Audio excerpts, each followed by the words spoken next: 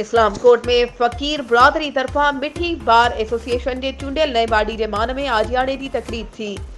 शहर जे वाघवाणी हॉल में फ़कीर बिरादरी जे सहाफ़ी फ़कीर सलीम ऐं ॿियनि पारां बार जे मान में रखियल आजियाणे वारी तकरीब में मिठी बार जे सां तालुक़ रखंदड़ समूरनि वकील ग्रुपनि जे सरबराहनि ऐं अॻवाननि वॾे अंग में शिरकत कई। तकरीब के खिताब कंदे बार जे बिना मुक़ाबले चूंडियल नए सदर फ़कीर मुनव्वर सागर चयो त मूंखे तमामु घणी ख़ुशी इन ई ॻाल्हि थी आहे त बार जे समूरनि साथियुनि मूं ते एतमाद करे बिना मुक़ाबले सदर बणायो आहे। बार जूं अॻ में इलेक्शनूं थींदियूं रहंदियूं आहिनि। गुज़िरियल इलेक्शन में असां हिक ॿिए जे साम्हूं इलेक्शनूं विड़ियूं हुयूं। इलेक्शन जमहूरियत जो हुस्न आहे। टाउन चेयरमैन कमलेश कुमार, समाजी अॻवान डॉक्टर शंकर लाल वांगवाणी ख़िताब कंदे चयो त बार जो नओं चूंडियल सदर नौजवान ऐं जुस्तजू कंदड़ आहे।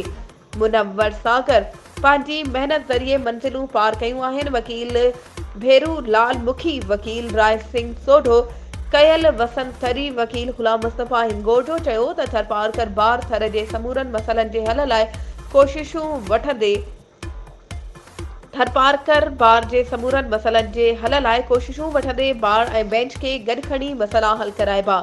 जॾहिं त तक़रीब खे मोहन भील, निर्मला झांगी, कुलदीप पारवाणी, सुल्तान फ़कीर, नंदू ख़ान फ़कीर ऐं ॿियनि पिणु ख़िताब कयो। आजियाणे में शरीक बार जे समूरनि उहिदेदारनि खे अजरकुन ऐं लोयुनि जा तोहफ़ा ॾिना विया।